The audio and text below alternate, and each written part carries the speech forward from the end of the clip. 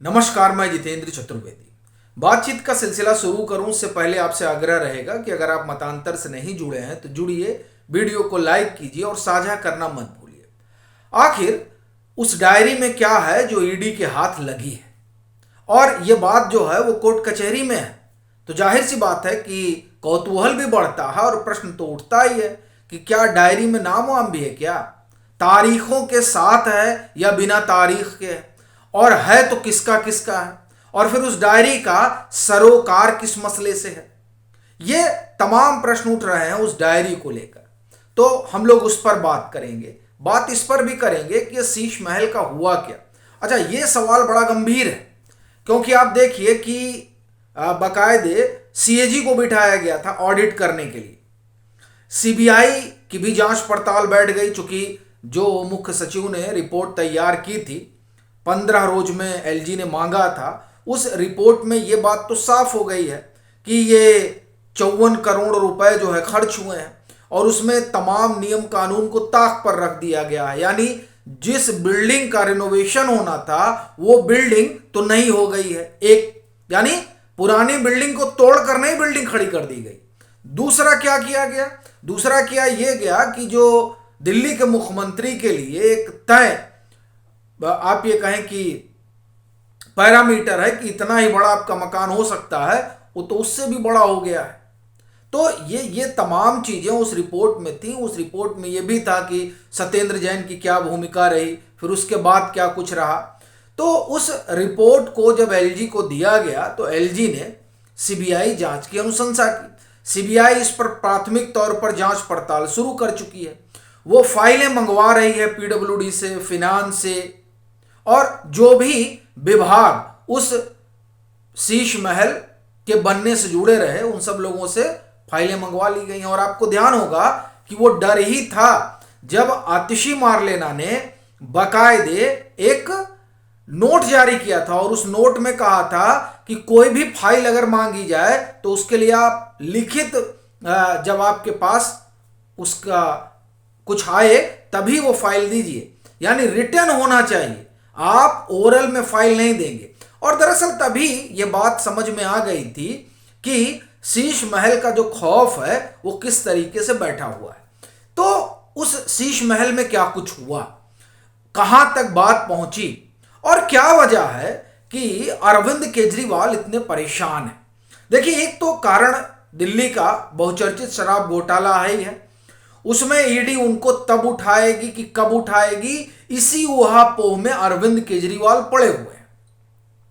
और देखिए, एक तरह से वो ग्राउंड भी बना रहे हैं, और वो पीएम पर हमला कर रहे हैं, और ऐसा हमला कर रहे हैं जो कम से कम एक जो खुद को पढ़ा लिखा कहता हो उससे तो इस तरह की आशा नहीं की जाती है, लेकिन फिर भी वो कर रहे हैं। क्यों? क्योंकि वो एक बहाना ढूंढ रहे हैं कि जब तिहाड़ उनको ले जाया जाए तो कुछ बता सके। मगर जो बड़ी बात है वो ये कि ईडी ने उनकी नींद तो उड़ाई रखी है, पर जो सबसे ज्यादा उनकी समस्या है वो समस्या दरअसल इस शीश महल को लेकर है। और ये शीश महल उनकी दुखती रग है जिसको दबा दिया गया है, और उस दबाने की ही हलचल अब दिखाई दे रही है। तो वो क्या है दरअसल, उस पर पहले मैं बात करूंगा, फिर हम आएंगे उस डायरी पर जो ईडी के हाथ लगी है। देखिए, हो क्या रहा है कि आम आदमी पार्टी अचानक दिल्ली के जमीन घोटाले को खोद लाती है, और उस पर 650 पेज की रिपोर्ट आ जाती है। रिपोर्ट कौन बना रहा है? रिपोर्ट आतिशी मार्लेना बना रही, मतलब बना क्या नहीं, बना चुकी। वो तो 650 पेज की रिपोर्ट उन्होंने सौंप दी। ये रिपोर्ट तैयार करने के लिए उन्होंने विजिलेंस से जो है वो पूरी फाइल मांगी थी।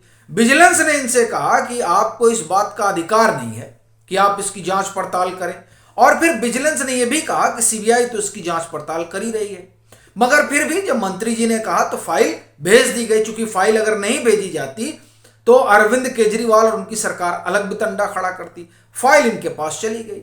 इन्होंने 650 पेज की रिपोर्ट बना ली और बनाकर कह दिया कि साहब, मुख्य सचिव जो हैं वो उन्होंने 850 करोड़ रुपए का फायदा पहुंचाया। अच्छा, इस बात को ये हजम कर ले गए कि ये हेमंत कुमार, जो उस समय जब ये जमीन का कंपनसेशन दिया गया, वो हेमंत कुमार वही थे। और उनको इस मामले में हटाया ही इसीलिए गया क्योंकि उन्होंने गड़बड़ी कर दी थी। तो उस गड़बड़ी की जांच पड़ताल तो नरेश कुमार ने की थी। तो नरेश कुमार क्यों सीबीआई जांच की अनुशंसा करते? जाहिर सी बात है कि वो जान रहे थे। और ये देखिए कि अब अधिकारी जो सीनियर ब्यूरोक्रेट है वो निकल के बोल रहे हैं कि अरविंद केजरीवाल तो फंसाने की कोशिश कर रहे हैं इनको, और नरेश कुमार को राजनीति का शिकार बनाया जा रहा है। वो राजनीति क्या है? वो राजनीति ये शीश महल है। इस शीश, आप देखिए कि इसी शीश महल को लेकर आतिशी मारलेना ने पत्र लिखा था जब दिल्ली के एलजी ने मुख्य सचिव से कहा कि मुझे 15 रोज में रिपोर्ट चाहिए। जब उन्होंने पत्र लिखा तो उस समय आतिशी मारलेना बन गई थी पीडब्ल्यूडी मिनिस्टर। उन्होंने बाकायदे एलजी को पत्र लिखा और कहा कि आपका अधिकार क्षेत्र में आता ही नहीं है। यानी आतिशी मारलेना डिफाइन करने लगी कि दिल्ली के एलजी के क्षेत्र में क्या क्या आता है। और ये जब वो डिफाइन करने लगी तभी ये बात समझ में आ गई थी कि ये नब्ज वो है जिस पर एलजी ने हाथ रख दिया है। अब हाथ ऐसा रखा कि पूरी सरकार तिलमिला उठी। और एक तरीके से आप ये कहें कि आतिशी मारलेना तो इस मोड में आ गई कि ना साहब, आप कैसे फाइलें मांग सकते हैं, आप कैसे जांच पड़ताल बिठा सकते हैं। और वहीं से ये बात स्पष्ट हो गई थी।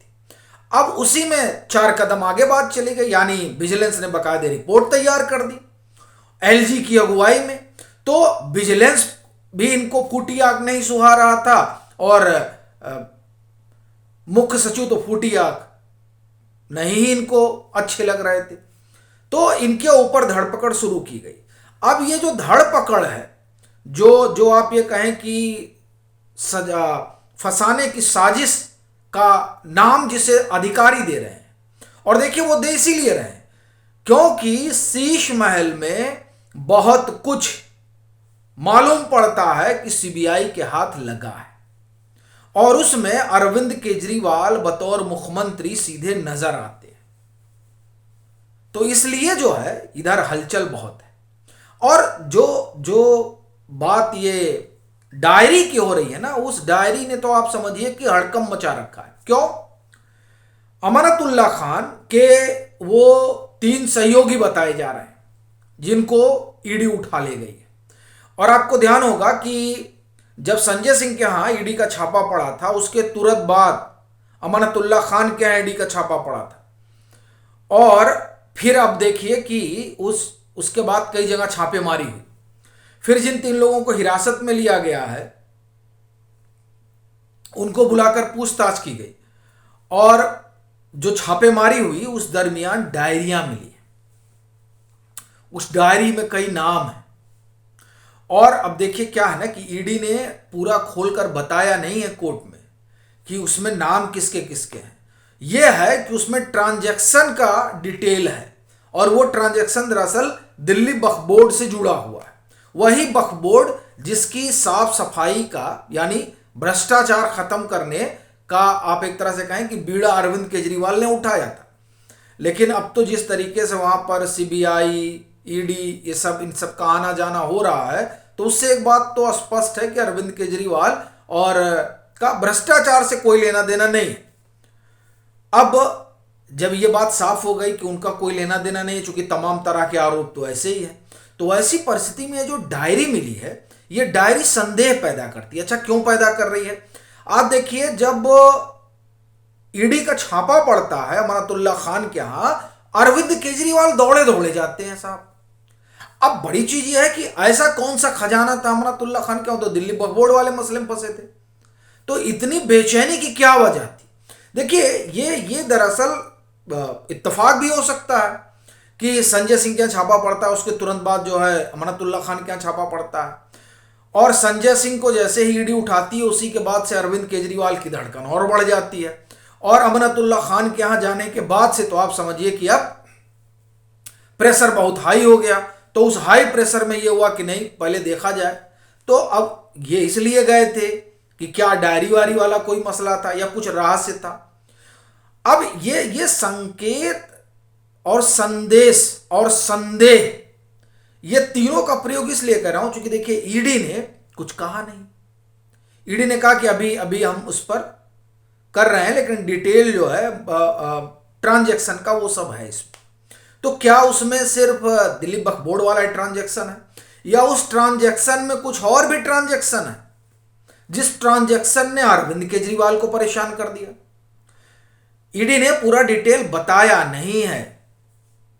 उधर इन इन इन तीन लोगों की जो ईडी ने हिरासत में ले रखा है ना, तो उनकी उसके लिए जो है बहस हुई, तो उस बहस में ईडी ने डायरी की बात कही। अब ये डायरी जो है वो डायरी बड़ा संदेह पैदा कर रही है, और खास तौर से अरविंद केजरीवाल का वहां भागे भागे जाना, तो कुछ तो है। क्या है? जाहिर सी बात है, वो जैसे जैसे जांच पड़ताल आगे चलेगी वो निकल कर आएगा कि दिल्ली वक्फ बोर्ड में क्या क्या खेल हुआ है और उसमें बतौर मुख्यमंत्री क्या भूमिका रही है। बाकी आपकी अपनी क्या राय है जरूर साझा करें। मतांतर से नहीं जुड़े हैं तो जुड़े, वीडियो को लाइक करें और साझा करना ना भूलें।